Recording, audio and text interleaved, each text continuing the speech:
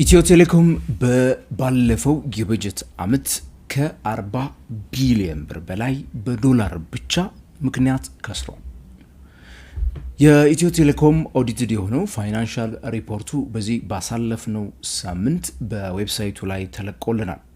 ኦዲተሮቹ ያጸደቁት ማለት ነው። በብዙ መልኩ በተለይም ከውጪ ምንዛሬ ጋር ተያይዞ ከፍተኛ ጉዳት የደረሰበት ኢትዮ ቴሌኮም በሌሎቹ የፋይናንስ ዘርፎችም ጥሩ የሆነ ምርታን ያሳየበት ዓመት ነበረ። ከገቢ እድገትና ሌሎችም ከባላንስ ሺቱና ኢንካም ስቴትመንቱ ላይ የተቀመጡ ነገሮችን ለዛሬ በዚህ ቪዲዮ የምነግራችሁ ነው የሚሆነው። ምን ማለትስ ነው ለኢንቨስተሮቹ በኢትዮ ቴሌኮም ውስጥ እንግዲህ በዚህ ባሳለፍነው ዓመት አክሲዮን ለገዛን ሰዎች ምን ማለት ነው? ይህ ምን ትርጉምስ ይሰጠናል?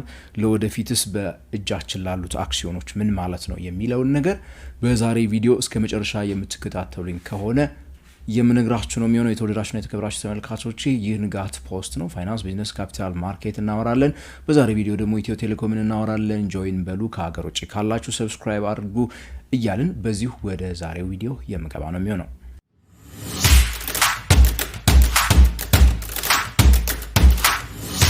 ሁላችሁም እንደምታስታውሱት እንግዲህ ኢትዮ ቴሌኮም አክሲዮኖቹን በኢትዮጵያ ሰነደ መዋዕለ ንዋይ ገበያ ላይ ሊስት አድርጎታል። ለጥቂትም ቢሆኑ አክሲዮኖችን ደግሞ ለማህበረሰቡ በመጀመሪያው አይፒኦ እንደሸጠ እናስታውሳለን። በ2025 ጁን ማለት ነው 30 በተጠናቀቀው የቀደመው የበጀት ዓመት ኦዲትድ ፋይናንሻል ሪፖርቱ አሁን ነው የሰማነው። አሁን ቅርብ ጊዜ ነው የወጣው። እንግዲህ ከዚህ ቀደም ቴሌኮም ካምፓኒው የፋይናንስ ሪፖርቱን ዋና ስራ አስፈጻሚዋ ሲያወሩ ከሰማችሁት ጋራ ትንሽ ሜቢ ቶኑ የተለየ ኦዲትድ ፋይናንሻል ስቴትመንት መጥቷል።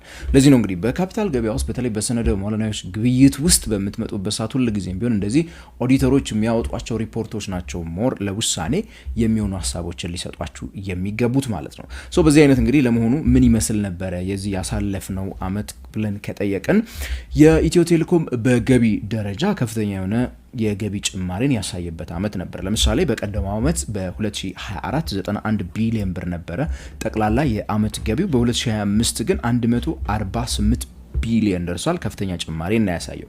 ከዛ ባለፈ ከታክስ ከዲፕሪሲዬሽን አሞርታይዜሽን ከምንላቸው አስቀድሞ ያገኘውን ደግሞ ትርፍ ስንመለከት እንግዲህ በቀደመው ዓመት ከነበረበት 41 ቢሊዮን ወደ 74 ቢሊዮን ብር ያደገበት ዓመት ነበረ ማለት ነው። የ2025 ጁን 30 የተጠናቀቀው ማለት ነው። ከዚህ ውስጥ እንግዲህ በእርጅና ዲፕሪሲዬሽን እና አሞርታይዜሽን የምንለው እንደዚሁ የሚከፈሉ አንዳንድ ዕዳዎች 11 ቢሊዮን ብር ተቀንሰውለት ይህ ቀድሞ 32 ቢሊዮን ነበረ ማለት 41 በነበረ ጊዜ ማለት ነው። ይሄኛው ከ74 ወደ 63 ቢሊዮን ብር ወረደ ማለት ነው። በእርጅና ቅነሳና እነዚህ ነገሮች ከተቀናነሱለት በኋላ ማለት ነው። ታዲያ ትልቁ ችግር የመጣው እዚህ ጋር ነው። ተቋሙ በተለይ ደግሞ ያለበት እዳዎች በተለምዶ በዶላር የሚከፍላቸው ወይ ደግሞ በዶላር የሚከፈላቸው አካላት ሰፕላይ ያደረጉለት ወይ ደግሞ ያበደሩት ገንዘብ ከፍተኛ ከመሆኑ ጋር ተያይዞ ለተለያዩ ብድሮች ያወጣው ወጪ ከፍ ያለበት ዓመት ነበረ። ለምሳሌ ለወለድ ክፍያ ብቻ በ2024 700 ሚሊዮን ብር አካባቢ ያወጣው ባንኩ በዚህኛው ዓመት 1.1 ቢሊዮን ብር ለወለድ ክፍያ ብቻ ያወጣበት ዓመት ነበረ። ታዲያ ቅድም እንደነገርኳችሁ በምንዛሬ ምክንያት የመጣ ኪሳራ አለ። በጁላይ 2024 ላይ እንግዲህ የኢትዮጵያው ብሔራዊ ባንክ ብር ከውጭ ሀገራት ገንዘቦች አንጻር በገበያው ፍሪ ፍሎት እንዲደረግ ከመወሰኑ ጋር ተያይዞ የብር ዋጋ ከእጥፍ በላይ መዳከሙ ይታወሳልና ከሱ ጋር ተያይዞ በቀደመው ዓመት በዶላር ከፍ ዝቅ ማለት 2.1 ቢሊዮን ብር ብቻ ከስሮ የነበረው እንግዲህ ኢትዮ ቴሌኮም 41.4 ቢሊዮን ብር ነው በዚህ በተጠቀሰው ዓመት የከሰረው ከዶላር ብቻ ማለት ነው። 1825 በመቶ ጭማሪ የታየበት ነው ማለት ነው። ሶ እንግዲህ ይሄንን ወጪ ሙሉ በሙሉ መሸፈን ነበረበት ማለት ነው። በጠቅላላው ከ41.4 ተጨምሮ ደግሞ ሌሎች ለፋይናንሲንግ ማለት ነው አገልግሎት ያወጣቸው ኮስቶች ሲደማመሩ ወደ 42 ቢሊዮን ብር ያልፋል ማለት ነው። ሶ እንግዲህ ኢትዮ ቴሌኮም በውጭ ሀገራት ምንዛሬ ግብይት ፍሎት መደረግ ወይ ደግሞ የምንዛሬ ሬጂሙ ከመቀየሩ ጋር ተያይዞ ክፉኛ ከተጎዱ የኢትዮጵያ ተቋማት ውስጥ ሜቢ ቅደሚያ ተከተል እናስቀምጥ ብንል መጀመሪያ ላይ የሚሰለፍ ይመስለኛል።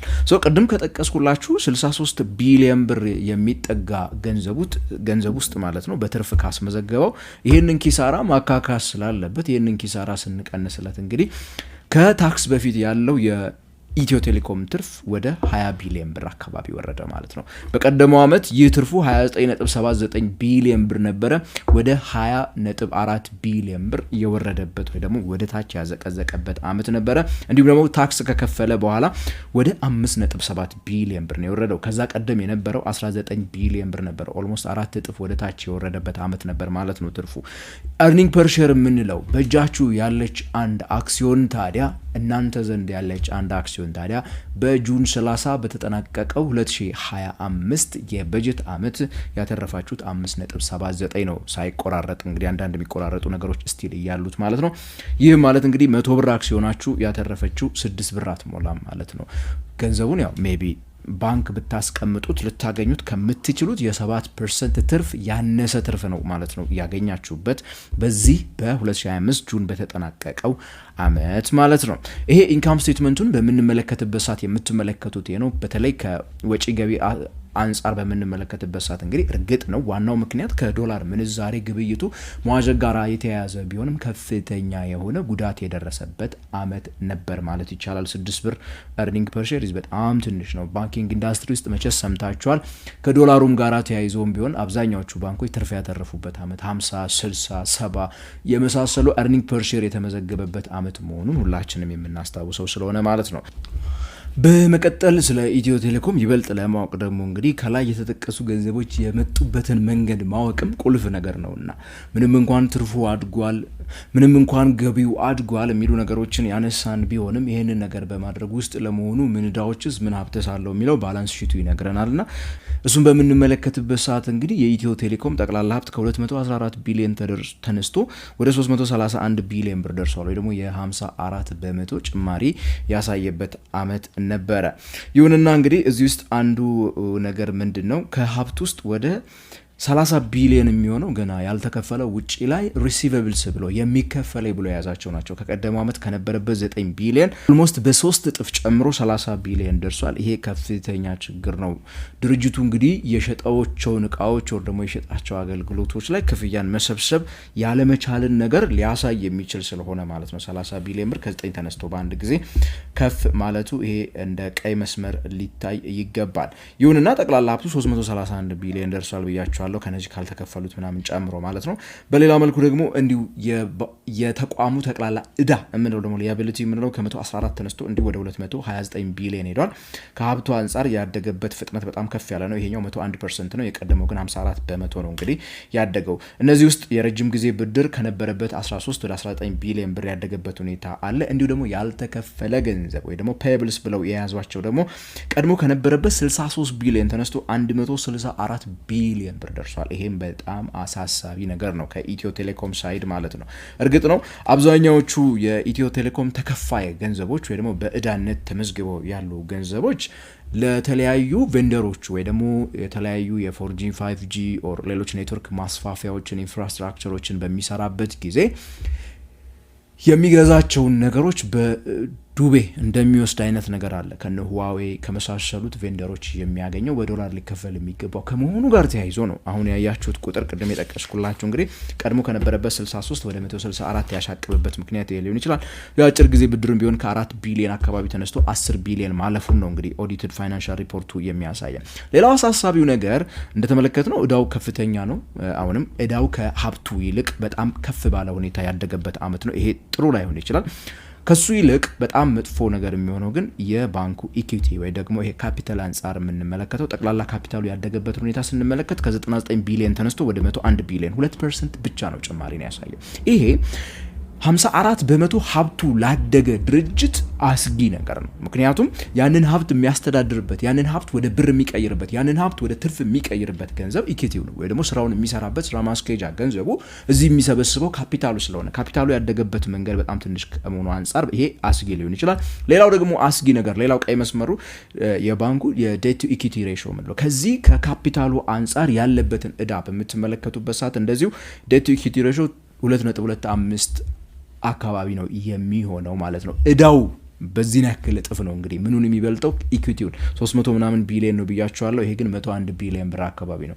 ሶ የድርጅቱን እዳ መክፈል ቢፈለግና ድርጅቱ ወይ ደግሞ የኢትዮ ቴሌኮም ኢኩዊቲ ያለው ካፒታል ወይ ደግሞ በሼር ሆልደሮቹ እንዲሁም ደግሞ ለሼር ሆልደሮቹ የሚገባ የምንለው ኢኩዊቲ ይሄንን ይሸፍን ቢባል የሆነ ችግር ቢገጥመው ያንን መመለስ የማይችል ነው ማለት ነው። እንዲያውም ከእጥፍ በላይ ይበልጠዋል እያለን ነው፣ 2 ጊዜ ተባስቶ ማለት ነው። ይሄ በጣም ትልቅ ለቨሬጅ ነው። ስለዚህ ይሄንን በዋናነት ድርጅቱ እየተንቀሳቀሰ ያለው እየተበደረ ባለው ነገር ወይ በዱቤ በወሰዳቸው ነገር ከነ ሁዋዌ ከመሳሰሉት በዱቤ በወሰዳቸው ነገር ነው እንጂ በራሱ ካፒታል አይደለም ነው የሚነግርን የኛው ማለት ነው። የድርጅቱ ምን እየተንቀሳቀሰ ያለው የድርጅቱ ሀብት እየተንቀሳቀሰ ያለው ገንዘብ የሚያመነጩት ሀብቶቹ እየተንቀሳቀሱ ያሉት በራሱ ካፒታል አይደለም። ይሄ ደግሞ ስጋት ነው፣ በተለይ ከቀጣይነት አንጻር ከሰስቴናቢሊቲ አንጻር ጠንካራ የሆነ ተቋም ሆኖ ጠንካራ አትራፊ የሆነ ከመሄድ አንጻር ማለት ነው። ሶ በብዙ መልኩ እንግዲህ ስንመለከተው ለማጠቃለል ያክል ጠንካራ የሆነ የገቢ እድገት ነበረ። ጠንካራ የሆነ ታክስና ዲፕሪሲዬሽን የመሳሰሉ ተቀናናሾች ሳይታሰቡ ያለው ገቢም ቢሆን እንዲሁ በጣም ጥሩ ነበር። በዚህ ባሳለፍነው አመት ካሽ ፍሎው ቢባል ጥሩ የሚባል አይነት አለው። ከሀብት አንጻር ከፍተኛ ሀብት አለው። ይሁንና በተቃራኒው እንግዲህ ደግሞ የተመለከትነው የትርፉ መቀነስ በተለይ ደግሞ ዶላር ገበያ ላይ የሆነው መዋዠቅ ጋር ተያይዞ እንዲሁም ደግሞ ትልቅ የሆነ አደጋ ውስጥ ያለው እንግዲህ የድርጅት ከዶላር ምንዛሬ ጋር ተያይዞ የደረሰበት ነው። እርግጥ ያው በዚህኛው አመት ተቋቁሞታል ልንል እንችላለን፣ ምንም እንኳን ገቢውን ገንጥሎት ቢሄድም ማለት ነው። ግን እዳዎቹም እንዲሁ ብዙ ናቸው። እነዚህን እዳዎች መክፈል የማይችል ከሆነ ያለ መክፈል አደጋ ሊኖር ይችላል ለማለት ያክል ነው። ከዛ ባለፈ የእርጅና ወጪው እንዲሁ በከፍተኛ ሁኔታ እየጨመረ ሄዷል፣ ወደፊትም ይጨምራል። ኢኩዊቲ የምንላት ካፒታሏም ደግሞ እንዲሁ በቅናሽ ማሳየቷ እንዲሁ ደግሞ በቀጣይነቱ ላይ ስጋት ልትሆን ትችላለች ማለት ነው ለኢትዮ ቴሌኮም። ስለዚህ ኢትዮ ቴሌኮም እንግዲህ በቀጣይ ዓመታት እነዚህ ነገሮች ማስተካከል ግድ ይለዋል። በተለይ የሰነድ መዋዕለ ንዋዮች ዋጋ ገዝተን በእጃችን ያለን ሰዎች የሰነዶቻችን ዋጋ ፈላጊ እንዲያገኙ ዋጋቸው እንዲጨምር ከተፈለገ እነዚህ ዲቪደንዱ፣ ሪቴንድ ኤርኒንጉ፣ ኔት ፕሮፊቱ እነዚህ አርኒንግ ፐር ሼር የምንላቸው ቁጥሮች ማደግ መቻል አለባቸው ማለት ነው። አሁን በምንሄድበት የፕራይስ ቱ ኤርኒንግ ሬሽዮ መቼስ ዓለም ላይ ሰምታችሁ የማታውቁት አይነት ፕራይስ ቱ ኤርኒንግ ሬሽዮ ነው የሚሆነው ካልኩሌት ካደረጋችሁት። ምክንያቱም ገበያ ላይ አይፒኦ በተደረገ ጊዜ አንዱ የኢትዮ ቴሌኮም አክሲዮን የተሸጠው ስንት ነው? 300 ብር ነው። ይሄን ለ6 ብር ለማትሞላ ኤርኒንግ ማለት ነው የሚኖረን ሬሽዮ ቁጥሩን ካካፈላችሁት አይ ዶንት ኖ ሜቢ ዓለም ላይ እነ ቴስላ ምናምን ያላቸው አይነት ነው የሚሆነው ብዬ አስባለሁ። ያ 300 ለ5 ስትሉ ያው ቴስላ ጋር ባይደርስም ግን በጣም ትልቅ የሆነ ፕራይስ ቱ ኤርኒንግ ሬሽዮ የምታገኙበት ሁኔታ አለ ለማለት ነው። ታዲያ የተወደዳችሁና የተከበራችሁ ተመልካቾች ለዛሬ እነዚህ ቁጥሮቹ ምን ማለት ናቸው የሚሉትን ነገሮች ብቻ ለመናገር ያክል ነው ይህንን ያቀረብኩላችሁ። ስለ ሰነደ መዋዕለ ንዋዮች ፋይናንሻል አድቫይዝ የምትፈልጉ ከሆነ የተፈቀደላቸው ኢንቨስትመንት ባንኮች፣ ኢንቨስትመንት አማካሪዎች አሉላችሁ። እነሱን ብቻ ነው ማናገር ያለባችሁ። እዚህ ጋር በዩቲዩብ ላይ ወይ ደግሞ በቲክቶክ ላይ የምትሰሟቸው ማንኛውም አይነት መረጃዎች በዋነኝነት ጥቅማቸው ለትምህርት ለእውቀት እንዲሆናችሁ እንጂ እነዚህ ላይ ተመስርታችሁ ውሳኔ እንድትወስኑ አይደለም። ነገሮቹ እንዲያው ግልጽ ያልሆኑላችሁ ነገሮች ግልጽ የምታደርጉበት ነው። ስለዚህ ይህ ፋይናንሻል አድቫይስ አይደለም። ይህንን እንድትረዱልኝ እፈልጋለሁ።